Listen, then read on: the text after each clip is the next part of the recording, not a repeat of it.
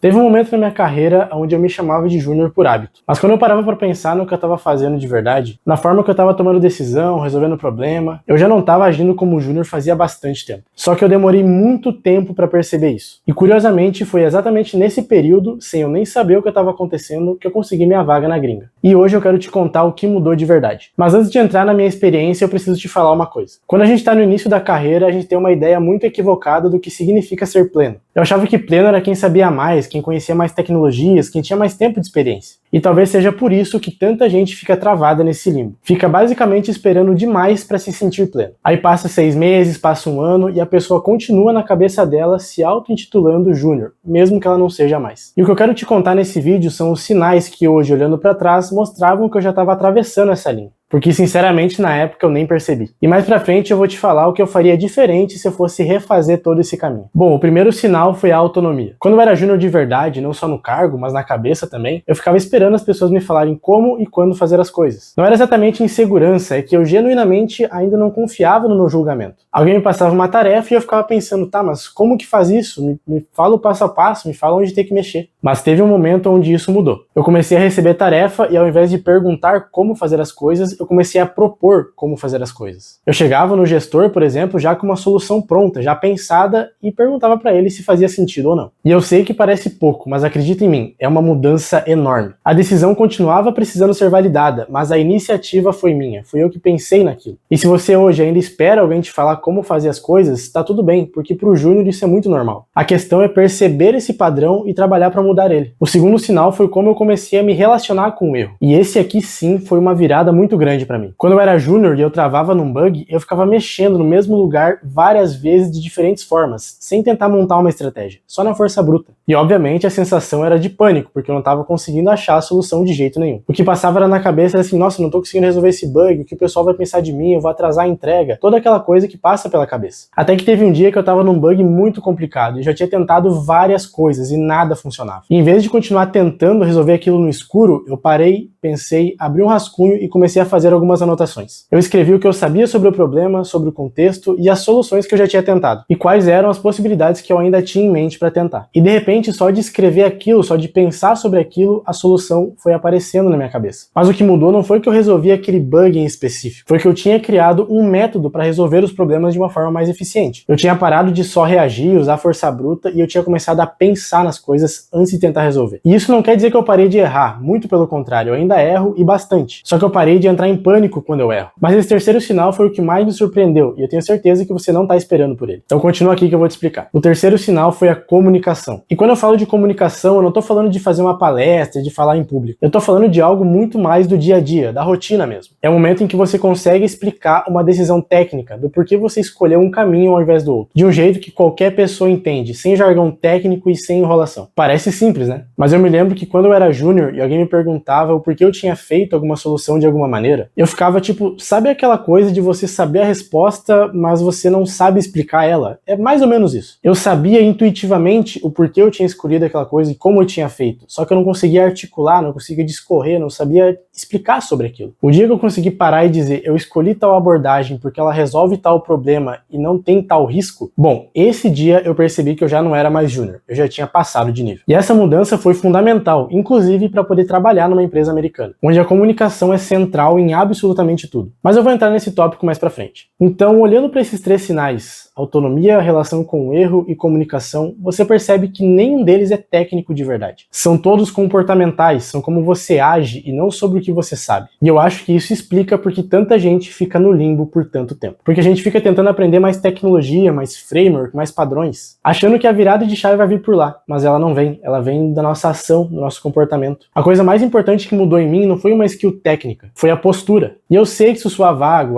postura, mas ninguém explica o que isso quer dizer de verdade no dia a dia. Bom, isso pra mim mudou em 3 formas concretas. A primeira é que eu parei de pedir permissão pra pensar. Antes eu evitava dar opinião técnica em reuniões porque eu achava que o meu ponto de vista não tinha tanto peso devido ao meu tempo de experiência. Mas depois eu percebi que o peso não vem do cargo, vem da qualidade do argumento que você tem. Qualquer pessoa pode ter um bom ponto, uma boa sugestão. Um júnior, um estagiário, não importa. O que importa é o argumento que você tem pra sustentar isso. Segunda coisa é que eu comecei a me preocupar de verdade com o impacto impacto do que eu entregava. Não só como eu fiz a entrega, não era só, beleza, fiz a tarefa, próxima. A questão era, a tarefa que eu fiz resolve o problema de verdade? Faz sentido o que eu entreguei? A longo prazo vai dar problema? Tudo isso tem que passar na cabeça de quem tá passando de nível. E a terceira coisa é que eu comecei a me importar com coisas que não eram estritamente da minha responsabilidade. Se eu percebia um problema em algo, em alguma tarefa, alguma solução que não era minha, eu levantava a mão para dar uma sugestão, para dar algum conselho, não porque alguém pedia, mas porque eu me importei e eu achava que a minha opinião naquilo poderia ser útil pro bem do produto. Isso, rapaziada, é o que eu acho que separa o júnior do pleno na prática. É chamar a responsabilidade para si, é cuidar do projeto como se fosse seu, é pensar a longo prazo, pensar em como você vai fazer as coisas, como você vai pensar na solução, as suas sugestões, o seu peso durante uma reunião técnica. Então, o que eu faria diferente se eu precisasse refazer todo esse caminho?